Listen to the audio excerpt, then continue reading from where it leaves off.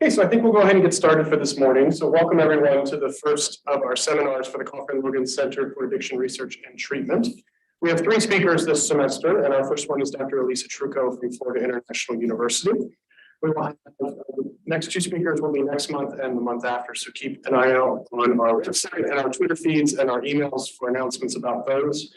Dr. Trucco is an associate professor and associate director of clinical training in the Department of Psychology at FIU.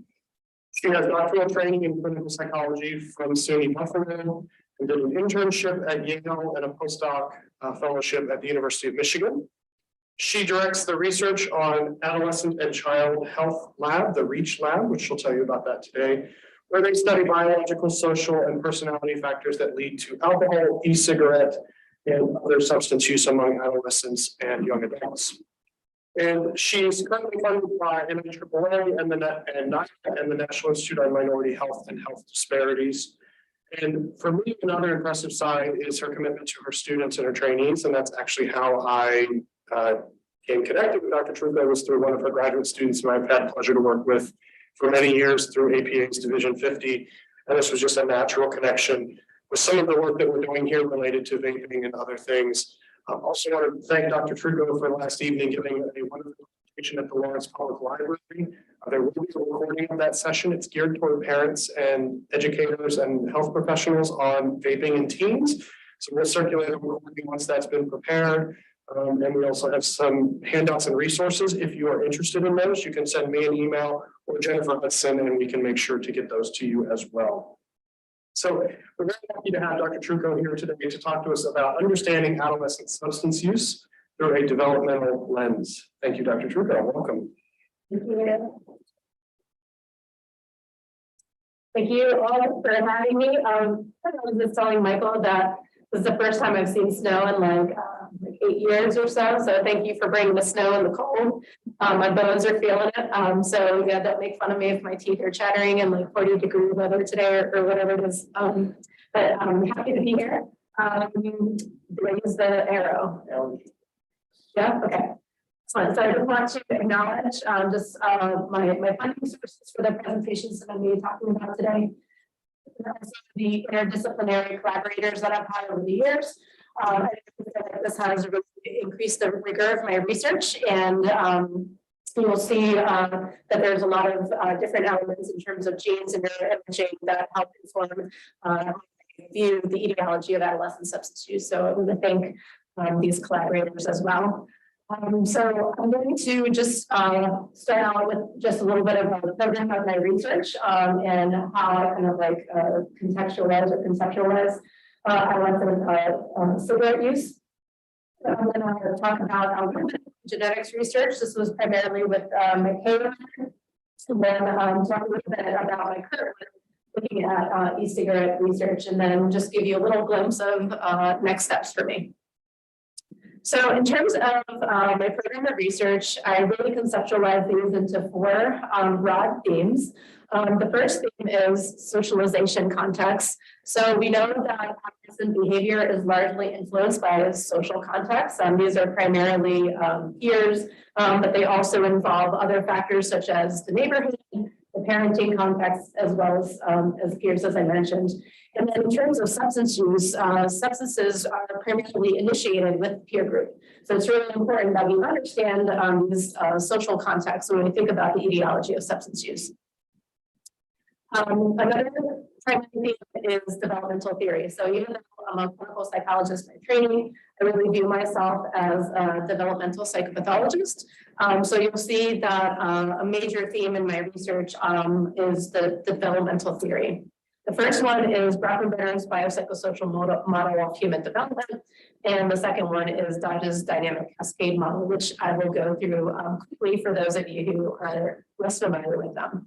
So this is Brockenberger's developmental theory and the biopsychosocial model. And essentially what Brockenberger thinks is that to understand an individual, you really need to understand them, like their biology, their personality, how like within them, like themselves, like as the individual, but also being influenced by a variety of different socialization contexts. There's more proximal and more distal ones.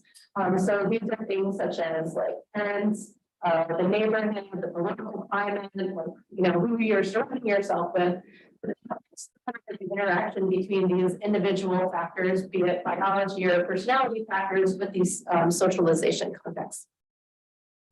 So the cascade model, this is Dodge's model, starts with early childhood risk factors.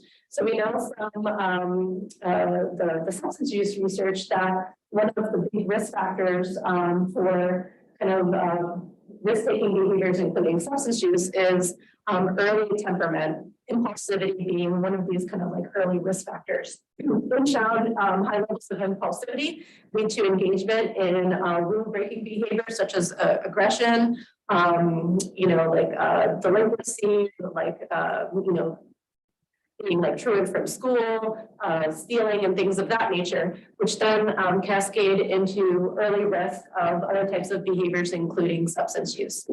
And then the cascade model posits that the catalyst that sets this cascade into motion are these neurobiological or genetic risk factors. Another thing in my research is looking at the degree to which of sensitivity to socialization contexts, as I mentioned, are impacted either by biological factors or personality or temperament factors. So this is the idea of being like moderation. So an interaction between these social and genetic factors, or potentially social and like personality factors. And then in terms of mediators, I look at developmental pathways, kind of like consistent with the cascade model, where you really need to look at these early biological factors and temperamental factors and how they kind of like evolve across development to then lead to the etiology of substance use. Then finally, given my clinical background, the idea is to translate this knowledge to inform and improve prevention programming. So we know that substance use is a very difficult disorder to treat. So my idea is that if we can intervene early and prevent substance use from happening, or even delay it into early adult, then we can, you know, be really effective in combating substance use disorder. Start, as I mentioned, by talking about my K award in my genetics research. So this work started when I was at Michigan. Bob Becker was my mentor, and then continued when I started my K award over at FAU. But this was primarily doing secondary data analysis on the Michigan longitudinal study. So my idea for this talk is I'm going to give you a lot of different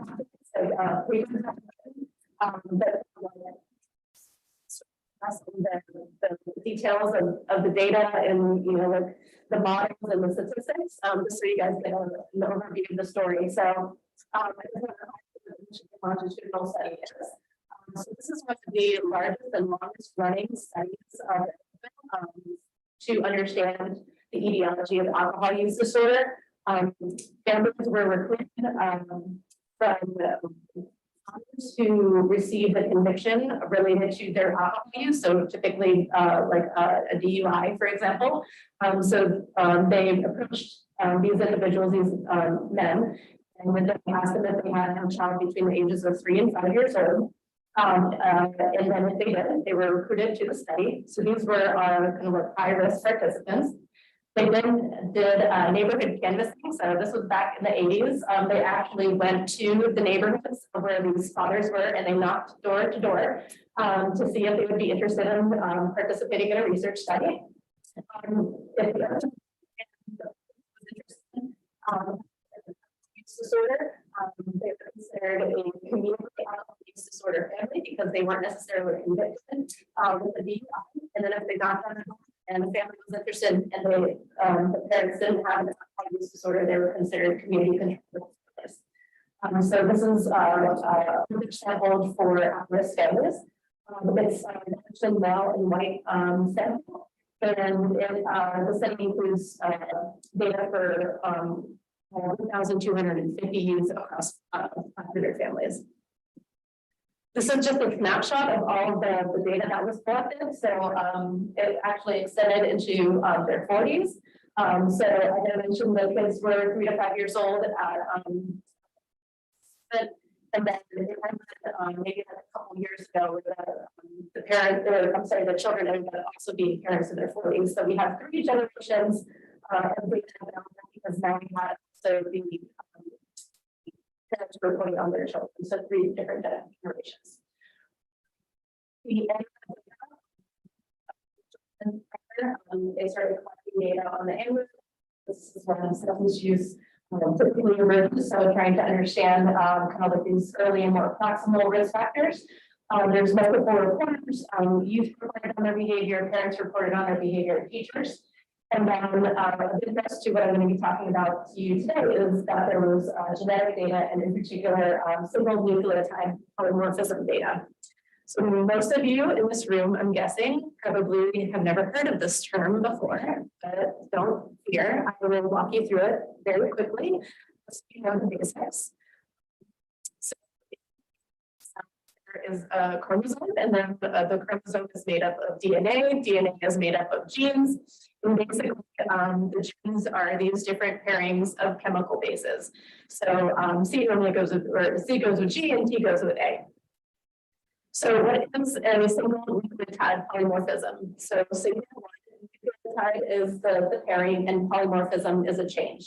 Essentially, the idea here is that within a single area of the gene, there's a discrepancy or polymorphism between an adolescent, between 2 different adolescents. So in this fictional example, has a CG in this specific location, and adolescent 2 has a TA pairing here.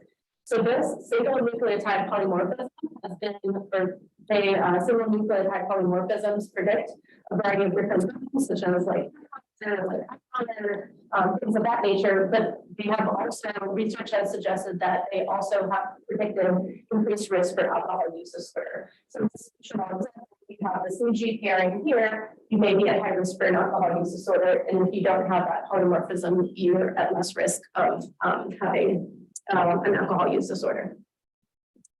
So when I started stock at University of Michigan, this is my genetics mentor, Margaret Burmeister. She like literally had a stock because back in the day we printed our journal articles and reread them and we highlighted them with like pen and paper. You know? So she literally had set journal articles waiting for me, and she was completely devastated because they had this money on genotyping the participants from the MLS, and they weren't able to find any associations between the genetic factors and alcohol use disorder among adolescents. And so she was like, okay, so now you need to figure it out, and you have to tell us that we didn't waste all this money. And I was like, okay, great, this is a really good way to start my postdoc with you to demonstrate that you didn't waste like millions of dollars. And so I started reading, and so I learned the gene of interest was GABA2. So GABA2 is a GABA-A receptor. GABA-A is also a major inhibitory transmitter. That is the this is like a big action site too for a lot of different substances, so alcohol, cigarettes, and other substances, substances in general. So it's no surprise then that this having like genetic polymorphisms really impacting the risk for alcohol use disorder. So there's work that has demonstrated in adults that having these single nucleotide polymorphisms or generally genetic variants on GABA2 are associated with alcohol dependence and illicit drug dependence. The issue that Margaret had was that the findings do not replicate with adolescent samples. And so this was the big conundrum that I was trying to figure out when I first got there. So coming in with my developmental psychopathology view, I thought, well, let's look at the study design that these studies typically use and how they integrate developmental theory. Most of the time, there was a lot of developmental theory guiding these investigations. So again, walking you through very quickly what the study designs normally are for genetic studies. So typically you get a sample, This could be like a psychiatric hospital. You get them in your sample, and then you give them an outcome of interest in a survey. So like an audit or something assessing like an alcohol use disorder, like a screen. And then we identify like who meets criteria for an alcohol use disorder and those who don't. In this fictional example, the blue people have meet criteria for an alcohol use disorder. Then you genotype them, and essentially what you do is you see whatever genetic factors are more prevalent in the blue group or the alcohol use disorder group compared to those who don't have an alcohol use disorder. In this fictional example, the teal genetic variant would be the one associated with an alcohol use disorder. So that's all good, but there are some questions in terms of looking at this from a developmental lens and how this applies to adolescents. The first thing is generalizability. So if we're looking at adult samples, then we don't necessarily know if this translates or generalizes to adolescent samples. Because as I mentioned, most of this work was done with adults. Another thing that is, somewhat puzzling, it's good to identify these genes, but we don't necessarily know why having this particular genetic variant then leads one to have an alcohol use disorder. So we don't know the potential mechanisms. And then another thing is that, yes, it's our biology, but we know that our environment has a lot to do with our decisions to engage in different behaviors, including substance use. So how does the interplay really work in terms of having this genetic variant and the environment? So this is really what led to my care work, and I was able to demonstrate that genes did matter, so they didn't waste all the money for that funding for genotyping, and that we really just need to kind of like reconceptualize how we understand genetic factors. The first one is mediated pathways, and the second one is how genes may increase susceptibility to socialization contexts. So I'm going to start with walking you through some of these mediated pathways first. So this is one of the first studies that I did. This is a colleague of mine, Sandra, who's a human geneticist. And basically what the study was doing is that I wanted to look at the association of having this genetic variant on problematic alcohol use, but show that if we look at a developmental factor that was more germane to adolescence, that we see that it's the process through which these genetic risk factors have substance use. And what we see here, this is just a plot model, we see that Gepper to problematic alcohol use, the dotted lines are non-significant and the solid lines are significant. But even though we don't see a direct association between the gene on problematic alcohol use, we do see that rule-breaking behavior mediates this association. Things were similar for substance use disorder symptomatology. Interested in breaking this link down even further. This was a collaboration with Brian Hicks, who's a behavioral geneticist, and we extended looking into different genetic factors because we are comprised of multiple genes, so we tried to extend this to additional genetic factors that have been associated with substance use disorder, and then I also included temperamental factors. And basically, what we see here is that having a genetic risk variant may lead to problematic substance use. And for some, it is lower levels of behavioral control. So this is another way of saying high impulsivity, and then leading to externalizing behaviors. So again, those problem behaviors in our adolescents. And then for others, the risk for alcohol use or problematic alcohol use is low levels of resiliency. So resiliency in this case is being able to bounce back from novel situations. And so we see that this can explain not only different pathways from genetic factors to substance use, but also kind of like these unique mechanisms that might inform personalized interventions. Okay, and that's just saying that we also found very similar effects with cigarettes and marijuana. And then I wanted to break down this even further. And, this involved including neuroimaging work. This is Mary E-Cig, who's a neuroscientist. And basically, in this study, this is just like a snapshot of the study here. But what we were looking at in the study was that maybe the reason why those who have genetic variants are kind of like at increased risk of externalizing problems was because there may be a difference in how they kind of like brain activation in terms of negative and positive emotional stimuli. This is just, as I mentioned, a snapshot, but the general findings that we found here is that those with the GABA2 risk variant were actually had lower or with a deactivation in brain activity in certain areas of the brain when exposed to both positive and negative emotional stimuli. So this basically demonstrates that in some cases, having the GABA2 risk factor may be kind of like a risk factor because they're maybe like less sensitive, let's say, to positive emotional stimuli.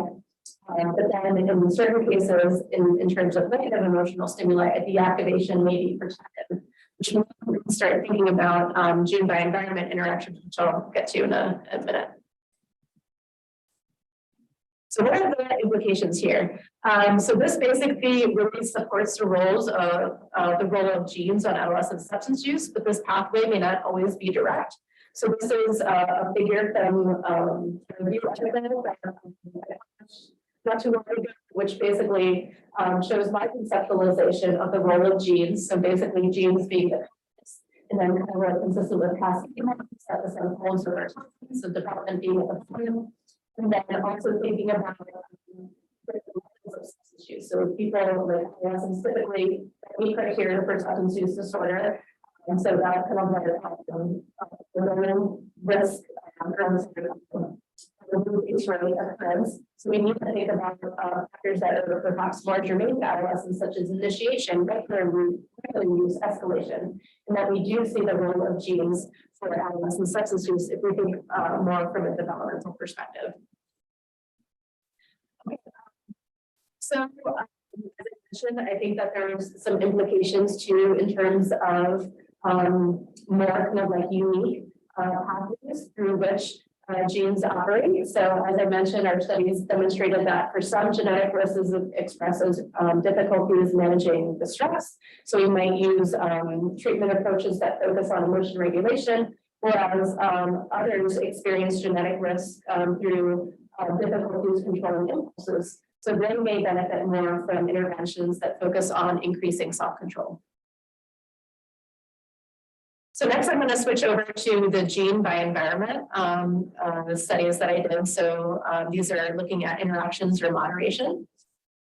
So we know that from prior research that one of the kind of like strongest socialization contexts that leads to externalizing problems or like aggression and role-playing are deviant peers. And so the idea is what happens then for those who have this genetic variant, are they more sensitive to these deviant peer groups or are they less sensitive? And so here, like the bold ones demonstrate that the hypothesis is that maybe having this genetic risk variant makes you more vulnerable to these maladaptive socialization contexts. And that's why we see kind of like this early emergence of problem behaviors. So one of the first studies, again with Sandra, we looked at basic moderation model. Here we have those carrying the genetic risk variant in the teal, and then those not carrying the genetic risk variant in the red. And then at the bottom, we have low peer delinquency and high peer delinquency on externalizing problem. And what we see is that at low peer delinquency, they're not very different in terms of having the genetic variant on externalizing behavior. But when we do see that they're exposed to high levels of peer delinquency, this is when you see this positive slope for those carrying the genetic risk variant, that they are more susceptible to peer delinquency and externalizing behavior.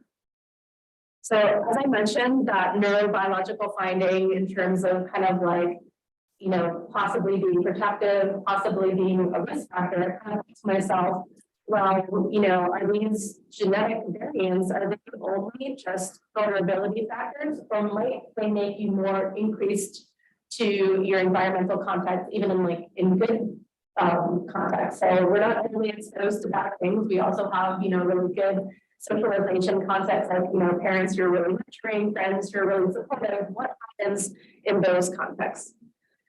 So I looked at monitoring. So parental monitoring is basically how much the parent knows the activities of their adolescent. So like who their friends are, who their teachers are, if they have a test, like how like informed are they of their adolescent's behavior. So that's a strong protective factor for externalizing behavior. And then pro-social peers, so peers who are really involved in school and extracurricular activities. And with those kids who have this genetic risk variant. So for this study, I looked at externalizing trajectories. So for those of you who aren't very familiar with growth mixture models, I'll walk you through it. Basically, what trajectories are is behavior over time. In this case, it's ages 12 to 17. Based on their levels of externalizing behavior, we can kind of bin them into different categories. In this case, we bin them as like a low externalizing class. So a group of adolescents who normally don't engage in a lot of externalizing behaviors, so low through early to late adolescence. A decreasing class where they showed elevations in early adolescence and then decreased over time, and then a moderate increasing class. So they had kind of like moderate levels and then they increased over time. So basically the take home message here is breathe in. Okay. This is where things get a little bit tricky, but I'm going to walk you through it. Okay. So these are same low, good, decreasing, okay, and then high bad. And then we are dividing this up by non-risk, so not having the genetic variant, and risk, having the genetic variant. First looked at parental monitoring. So this is a maladaptive context. Okay, so parents don't know what their kids are doing, who their friends are, what their teachers are doing, no clue. So we see in this case, those with the genetic risk variant are less likely to be in the low class, less likely to be in the blue class, that kind of like okay class, and more likely to be in the high, not good class. Okay, so you're probably thinking, makes sense, cool, I'm following you, hopefully. What is in adaptive context, so parental monitoring. So in this case, we see that pretty much very equal in terms of their likelihood in being in the low class, more likely to be in that decreasing class, so the kind of okay class, and less likely to be in that high risk class. So this really suggests that maybe like how we were framing genetic variants, we really shouldn't be calling them genetic risk variants. Maybe they're more like susceptibility variants, and depending on the context, they can make us either for better or for worse, more or less likely to engage in externalizing behavior. We also extended this, as I mentioned, to the positive peer involvement. So this is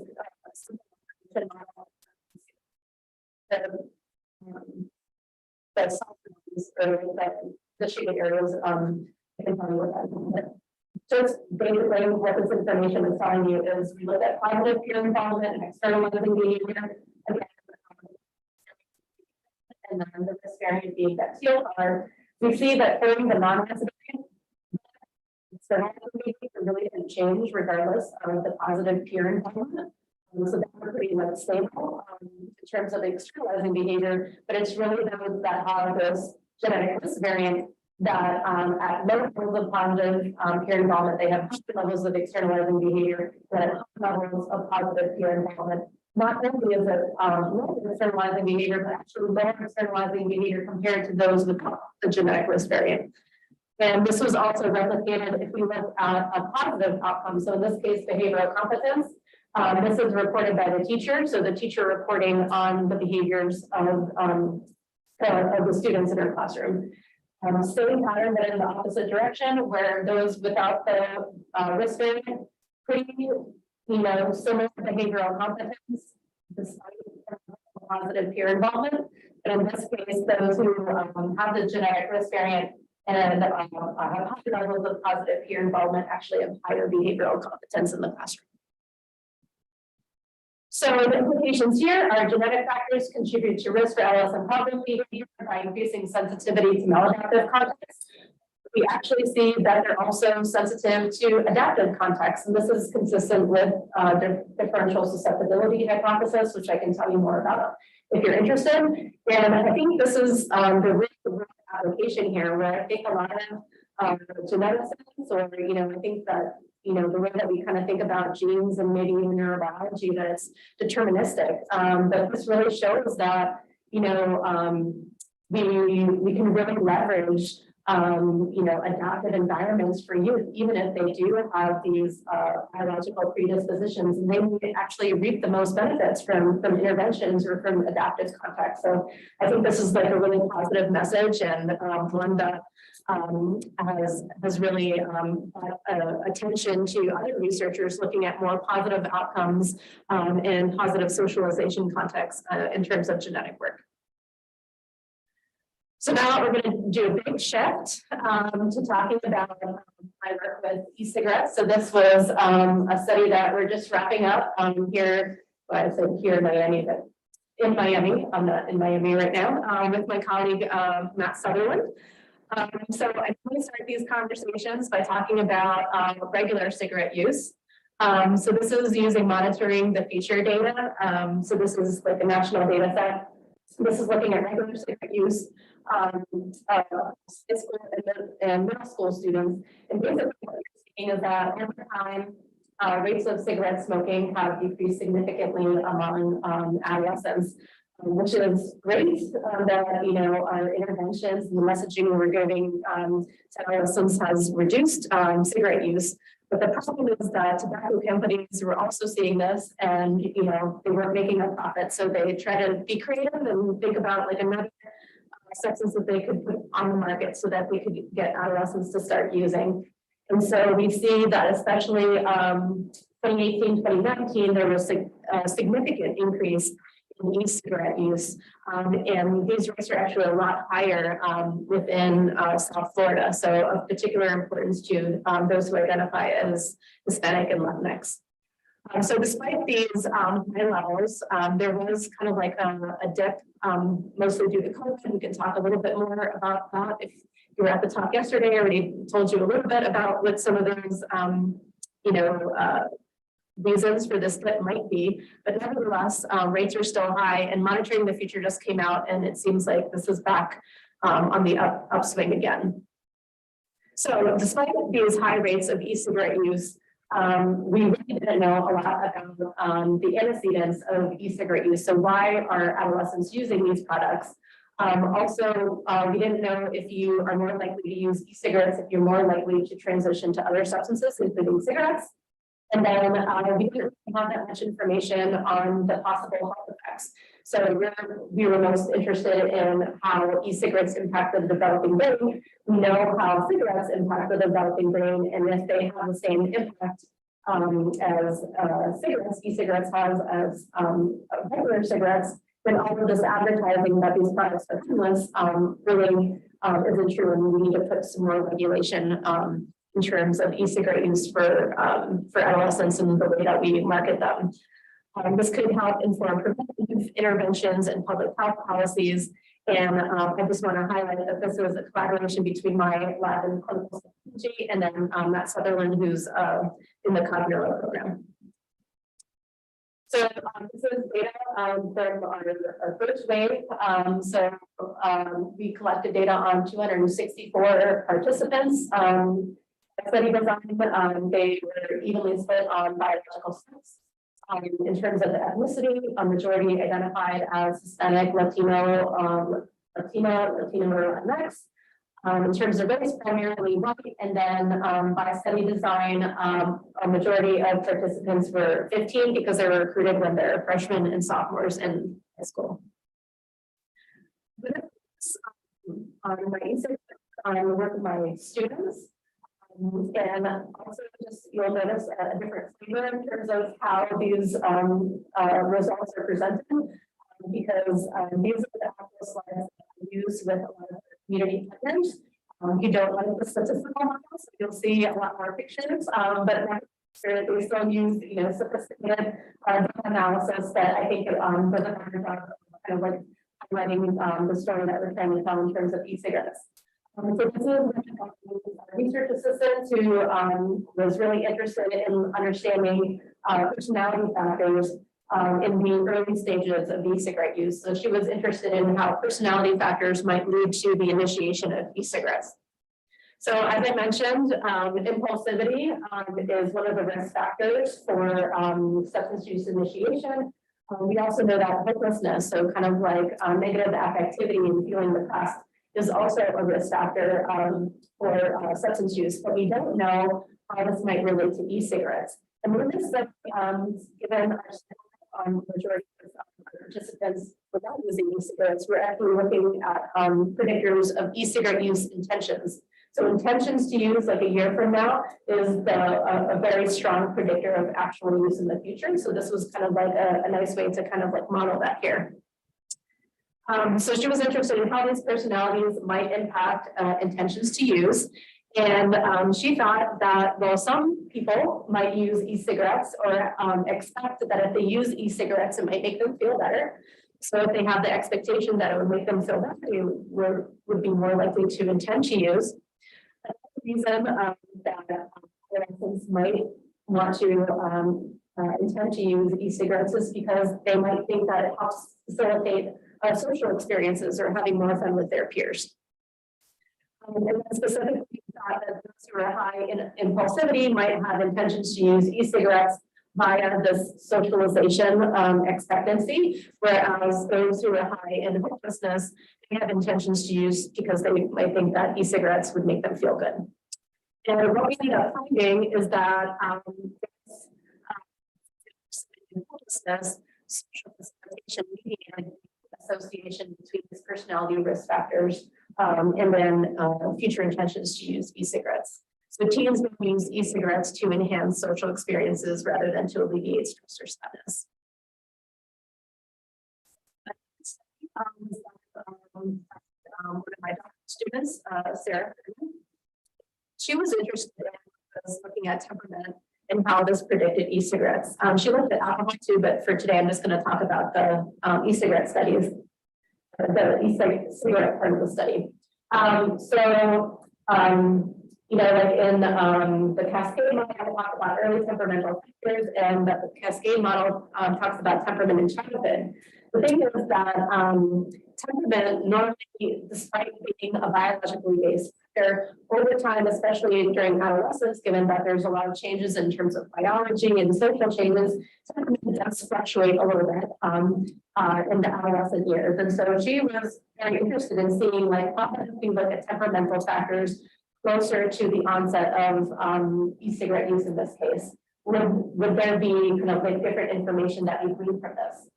Another thing that she was interested in is researchers, including her mentor, tend to look at temperamental factors in isolation. So, you know, I talked to you about like resilience and behavioral control. But the fact is that, you know, maybe if you think about your own temperament, you might think that you're high on behavioral control, but on negative activity, you're actually like a constellation of different temperamental factors.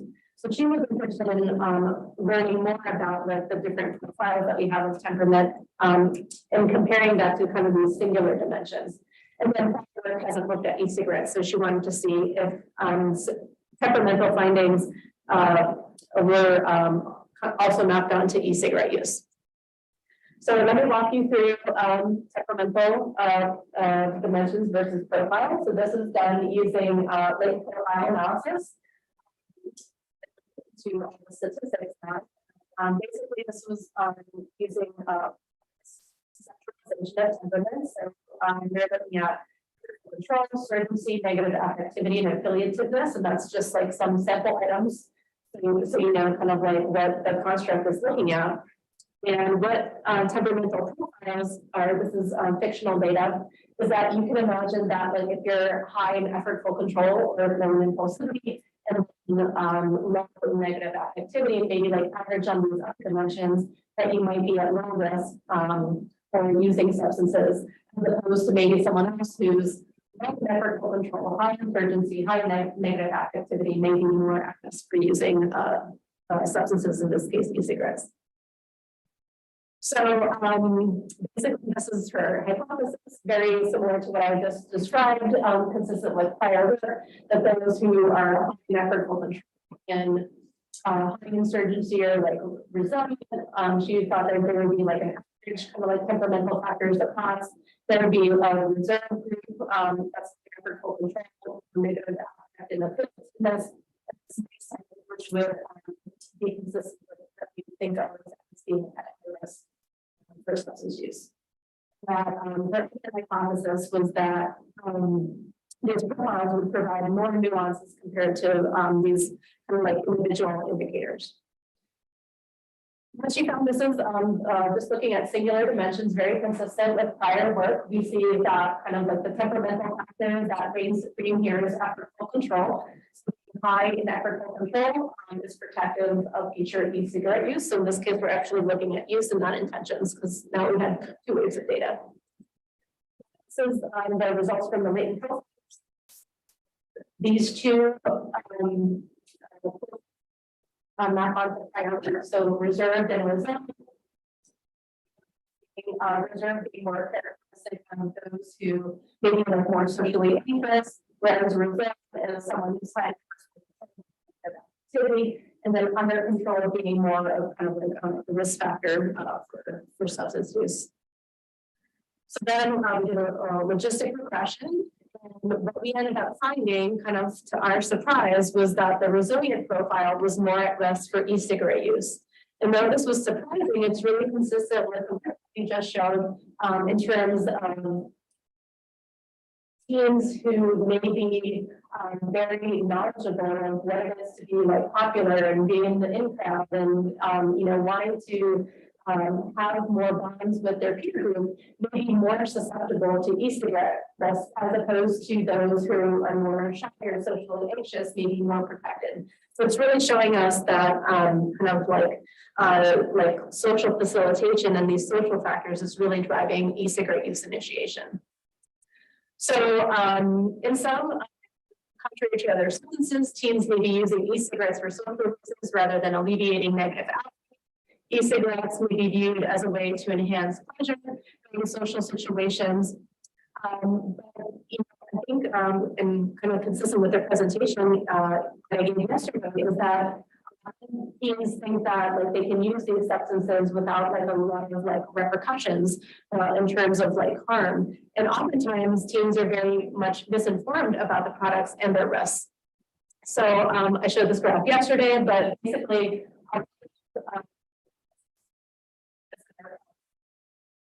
that their products just contain flavoring, but we know that they often times contain nicotine. So we really need to provide psychoeducation about these products as well as adaptive alternatives to use. So I've spent a lot of time trying to engage teens. So you can imagine that engaging teens on not using e-cigarettes, which is like the most popular thing, is very challenging.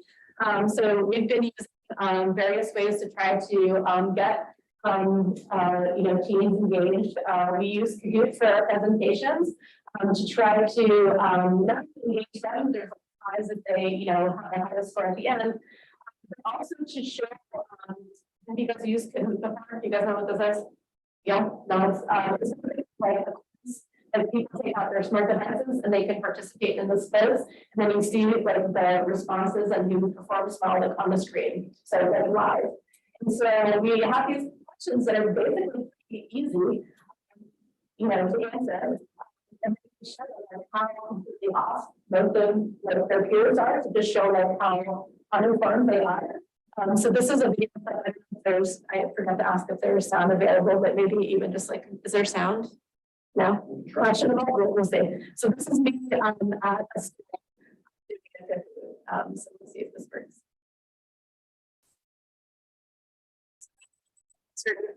Reveal.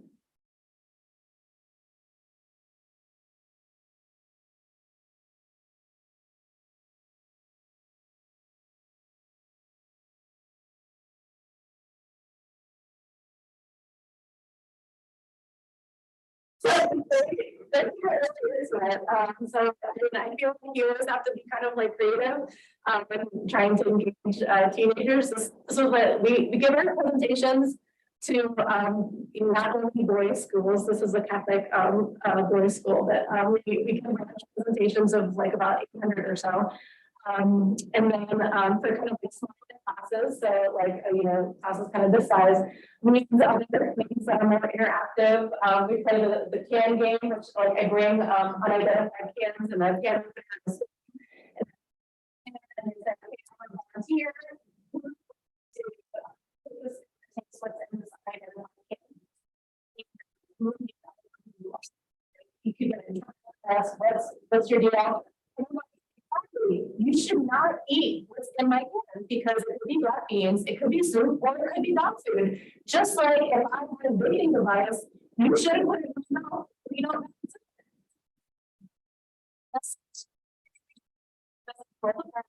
I think sometimes people think it, sometimes people don't, but it's just a way for us to be really creative. Because sometimes to give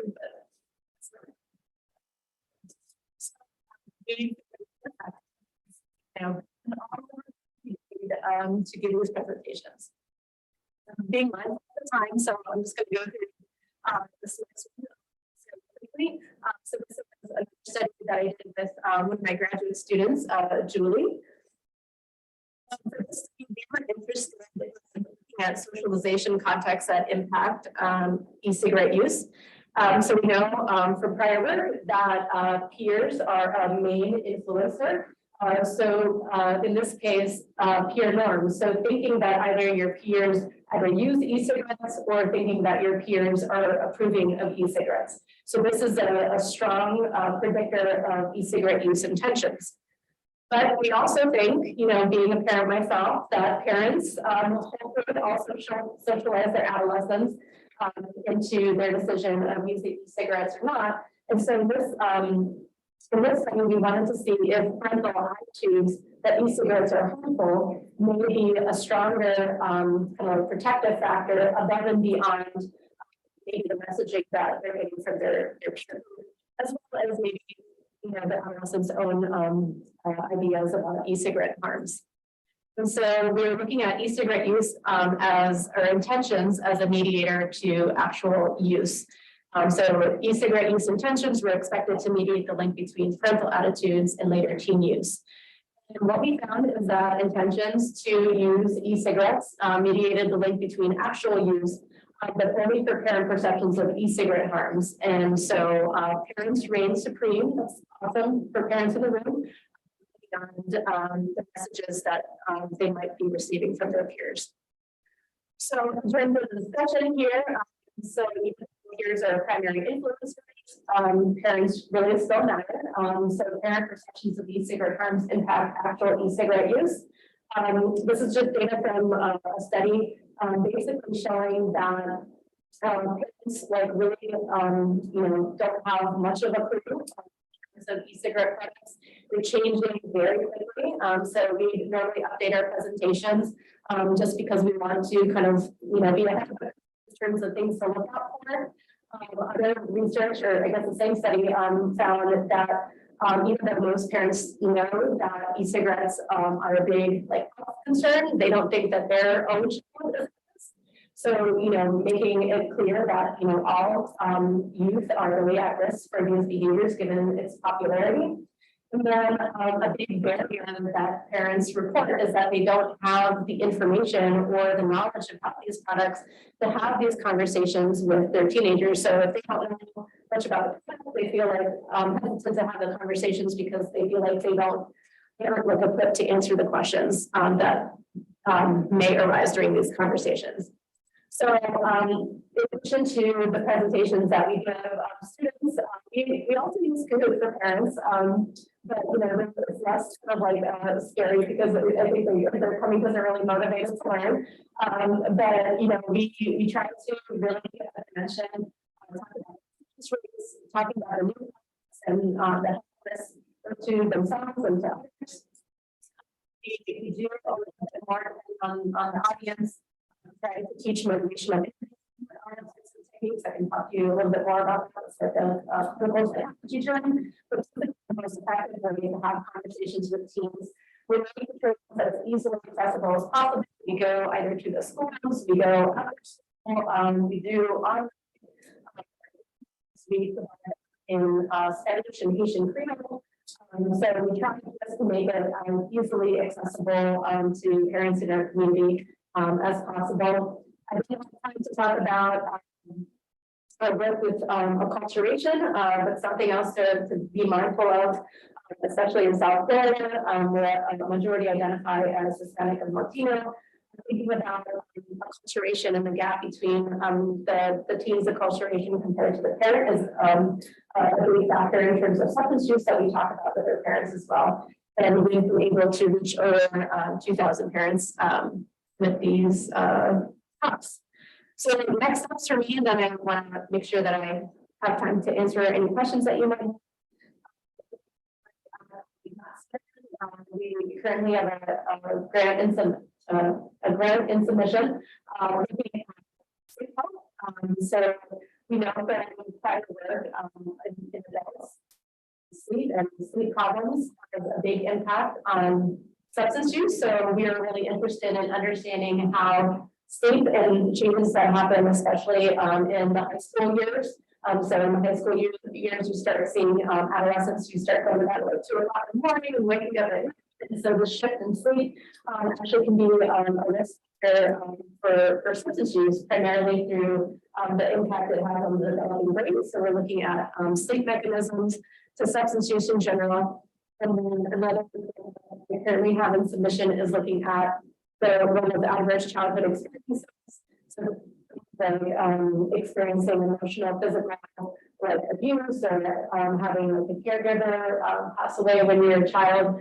We know that these experiences impact depression and anxiety and things of that nature, but they also have been demonstrated to lead to substance use in adulthood, but we don't really know about the processes through which adverse childhood experiences lead to adolescent substance use. So those are 2 things that I have going on in terms of next steps. And then with that, I will stop there and see if there's any questions. Thank you.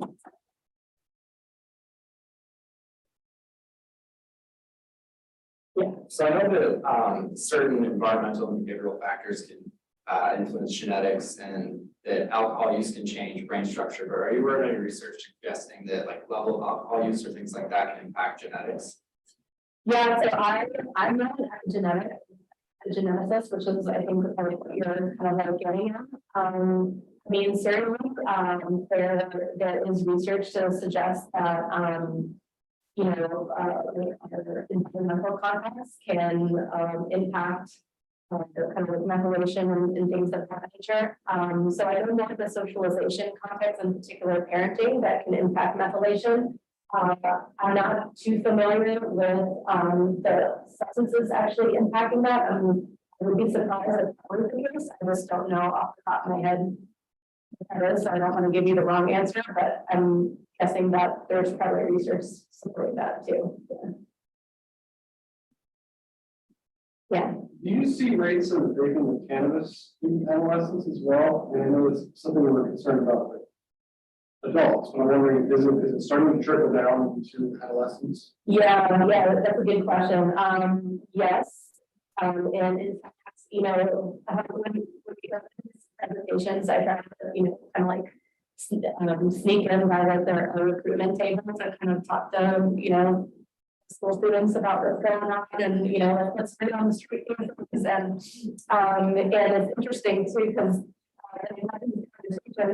they're like, you know, you're coming here talking to us about nicotine vaping. Y'all know that's bad for you. That's why we have to smoke weed. And it's just like, it's between nicotine and weed. But you know, administrators saying, like, can you start coming to our middle school?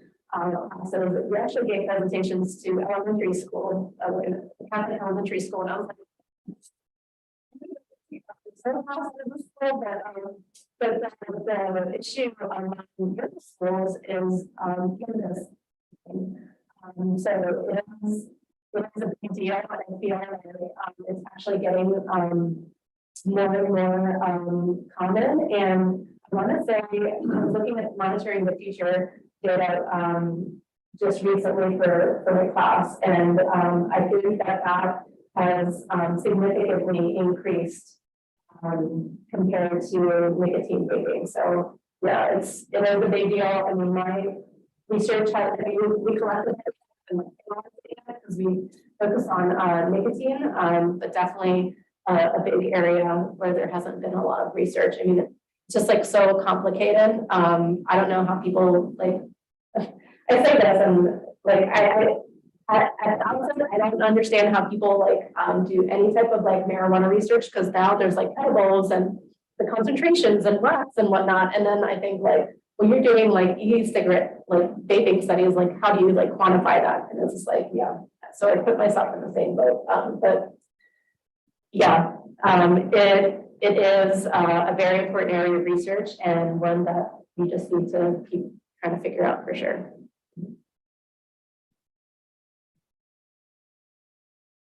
Yeah. In your work, do you see distinctions between an adolescent vaping, those who use with or without nicotine? The expectancies tend to be the same. Do the kind of the characteristics, the genetics, are they the same or? Yeah. Well, you know, that's a really good question because you know, like when we first started data collection, there really wasn't a measure of e-cigarette, like e-cigarette quantity and frequency at all. And so I think I spent like my first like year or two just developing measures, which is now like ABCD like uses our e-cigarette measures, which is kind of like awesome. But this is also said that in the beginning, we are just interested in any like e-cigarette use, regardless of kind of like the product.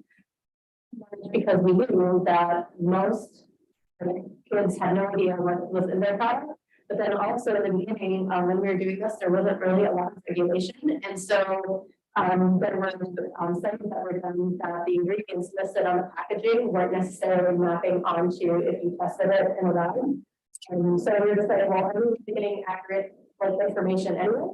So in later grades, we included that. We haven't analyzed it yet. So to answer your question, we didn't look at that initially. We started looking at it later data because I feel like we probably don't know if we ask them. And then oftentimes the behavior is that they just use like their friend's device and they can't really answer the questions because they're like, I don't know what it is. I don't use that. You know, give it to me. So this is like, we're just like, maybe it's just best to look at abuse because it does. I just feel like it's not very reliable. And just to give you like another example in terms of how accurate adolescent participants are, I was doing some work for the grant that's insufficient for sleep. He asks kids, adolescents, and teenagers, like when they go to bed, just put them to bed when they wake up. Like 4 p.m. and then I wake up at night. Times and it's like, do you like when you meet with participants, remind them of what is AM sun, PM night. So waking up, like we're trying to get into the so their vaping devices are probably not going to get very reliable data. It's the joy of working with teenagers is good, you know. We can stop there. Thank you very much. Yeah.